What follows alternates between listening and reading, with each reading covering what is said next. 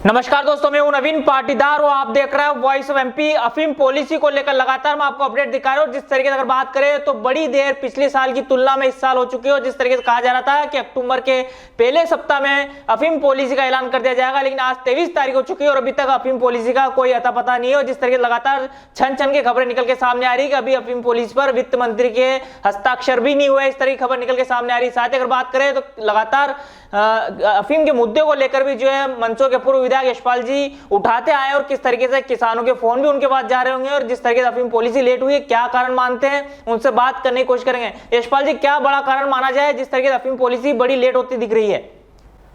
मेरी आश्चर्य इस बात को लेकर के है कि जहां एक और जागरूक जनप्रतिनिधियों ने, मेंबर ऑफ पार्लियामेंट ने, लोकसभा सांसदों ने और राज्यसभा सांसदों ने लगातार दिल्ली में वित्त मंत्रालय में उच्च अधिकारियों के साथ और जनप्रतिनिधियों के साथ, वित्त मंत्री जी के साथ, वित्त राज्य मंत्री जी के साथ लगातार बैठकें करी है। पिछले 1 महीने से ये सिलसिला चल रहा है। उनकी वक्तव्य भी सामने आए हैं, उनके विजुअल भी सामने आए हैं, उनके फोटोग्राफ भी सामने आए हैं। लगातार बैठकों का दौर, और न केवल दिल्ली में बल्कि अगर नीमच नारकोटिक्स कार्यालय को भी हम देखें तो यहाँ भी स्थानीय स्तर पर जिले के क्षेत्र के सारे जनप्रतिनिधियों ने अधिकारियों के साथ नीमच नारकोटिक्स कार्यालय में भी बहुत पहले सारा खाका तैयार कर लिया था। लेकिन अब पता नहीं क्यों इतना विलंब हो रहा है। कारण विलंब होने के कारण से किसानों के माथे पर, सर माथे पर चिंता की लकीरें हैं। इसलिए चिंता की लकीरें हैं कि आज पानी अगर अच्छा गिरा था वर्षाकालीन सत्र में और पानी कुओं में भरा पड़ा है, ट्यूबवेल सरसब्द है, और अगर विलंब होगा तो पानी की खेच पड़ेगी। मौसम की अनुकूलता, प्रतिकूलता, अनुकूलता, ये सब डिपेंड करेगी। तो अफीम की पट्टे लाइसेंस जारी करने की प्रक्रिया यदि समय पे हो जाती है और अफीम का फसल का बोना भी यदि समय पर हो जाता है तो बहुत अच्छा उत्पादन आता है और किसी प्रकार की बीमारियां भी नहीं लगती। आज किसान इस बात को लेकर के चिंतित है कि जिन किसानों का परंपरागत रूप से जिनको पट्टे मिलते चले आ रहे थे और अक्टूबर के पहले सप्ताह में मिलते चले आ रहे थे और वो अकारण उनको वे को परेशान हो रहे हैं। अगर आपको कोई पट्टे बढ़ाना है या किसी के पट्टे काटने वालों के तो कट गए, लेकिन अगर नए पट्टे बढ़ाने की भी बात है तो उनके चक्कर में कहते ना कि गेहूं के साथ खून क्यों पिसा जा रहा है, क्योंकि नए पट्टों को लेकर के अगर विभाग के पास किसी प्रकार का इफ एंड बट है, किसी प्रकार का किंतु परंतु है, तो उसके चक्कर में जो पुराने पट्टेदारी लाइसेंसी है, जो प्रतीक्षा कर रहे हैं, जिनको ऑलरेडी पात्रता आ गई है, कम से कम उनके तो रिलीज कर देना चाहिए। अगर सीपीएस वाला झगड़ा और नॉन सीपीएस वाला झगड़े के चक्कर में अगर विभाग के अधिकारी किसी प्रकार की कोई टिक्का टिप्पणी कर रहे हैं तो उसके कारण से जो पुराने सीपीएस वाले हैं वो भी उलझन में है, जो नॉन सीपीएस वाले हैं वो भी उलझन में है। कुल मिला के संपूर्ण क्षेत्र में अफीम उत्पादन हमारे मध्य प्रदेश के नीमच मंदसौर जिले में, राजस्थान के चित्तौड़ भिलवाड़ा जिले में और इस प्रकार से 2-3 जो हमारे स्टेट हैं और 2-3 स्टेट के जो 4-5 प्रमुख जिले हैं उसमें काफी बड़ी मात्रा में अफीम का उत्पादन होता है। और समय पर अगर अफीम के पट्टे नहीं दिए गए तो बहुत नुकसान होगा, क्योंकि जो वातावरण बनना चाहिए अफीम की फसल को बोने को लेकर के, उसके कल्टीवेशन को लेकर के, उसके लुईनी चीनी को लेकर के सब सिस्टमेटिक है।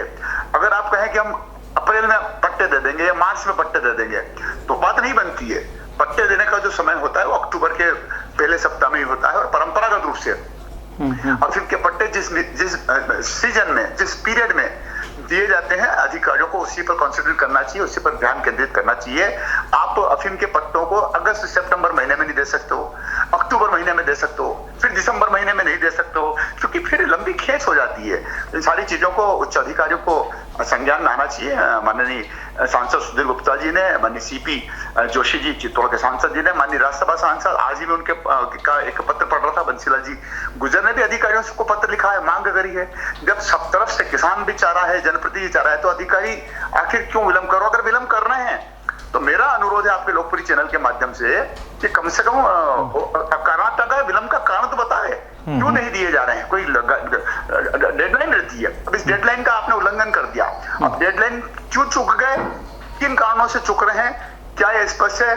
कौन स्पष्ट करेगा? ये नितांत आवश्यक है। यशपाल जी, साथ ही अगर बात की जाए तो किसानों की जिस तरीके सालों से एक परंपरा रही है कि दिवाली का अफीम का पौधा दिवाली का दीपक देखे, तो क्या माना जाए इस बार क्या इतनी देरी हो चुकी है, इस बार क्या वो पौधा दिवाली का दीपक देख पाएगा?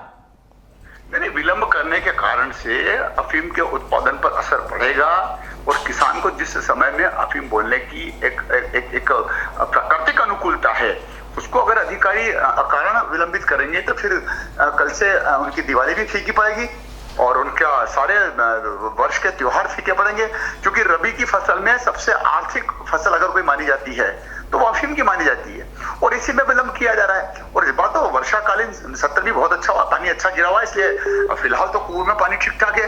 आप जैसे जैसे विलंब करेंगे वैसे वैसे प्रकृति अफीम की फसल को नकारात्मक स्वरूप में तब्दील करती चली जाएगी। इसलिए अधिकारियों को चाहिए कि जनप्रतिनिधियों जो निर्देश दिए हैं, जनप्रतिनिधियों की जो भावना है, जनप्रतिनिधियों ने जिस प्रकार से टेबल किया है सारे विचारों को किसानों के हित में, उसको तत्काल लागू किया जाना चाहिए। यशपाल जी, आखिरी बड़ा सवाल, एक बड़ी बैठक आयोजित की जाती है सुझाव समिति की, जिसमें राज्यसभा सांसद हो या सांसद हो या फिर अगर बात करें तो नारकोटिक्स विभाग से जुड़े अधिकारी हो, बैठक में एक निर्णय लिया जाता है कि अक्टूबर के पहले सप्ताह में अफीम पॉलिसी का ऐलान कर दिया जाएगा। लेकिन क्या माना जाए, ये बैठकें जो होती है औपचारिक बैठकें रह जाती है जिस तरीके से इस साल हमें देखने को मिला? बहुत बड़ा सवाल किया नवीन जी आपने। समिति का नाम ही अगर ये होता है कि सलाहकार समिति या परामर्शदात्री समिति, आपके परामर्श को माने न माने, आपके सलाह को माने या न माने, ये दोनों जो शब्द है ये अधिकारियों के लिए बचाव के शब्द है। जनप्रतिनिधियों के लिए जो आहूत बैठक होती है, उस बैठक का जो एजेंडा होता है और उसमें सलाह देने का काम है। आपने सलाह दी, आपकी सलाह अधिकारी माने नहीं माने, आप क्या कर लोगे? इसलिए इस समिति के नाम में भी परिवर्तन होना चाहिए। ये परामर्शदात्री समिति या सलाहकार समिति के बजाय ठोस कॉन्क्रीट एजेंडे पर स्थायी स्टैंडिंग कमेटीज में होना चाहिए, जिनके सुझावों को भारत की सरकार अमल में लावे। तो सुना आपने, ये थे मंदसौर के पूर्व विधायक यशपाल जी, जिनसे हमने बात की। लगातार किसानों की पीड़ा को लेकर, अफीम के मुद्दों को लेकर सरकार तक अफीम किसानों की बात पहुंचाने की कोशिश करते हो। जिस तरीके से लगातार अफीम पॉलिसी लेट होते जा रही है, उससे लेकर हमारे जो सवाल थे उनके जवाब किसानों के पक्ष में दिए। इस तरह की अपडेट के लिए बने हमारे साथ। जय हिंद, जय भारत।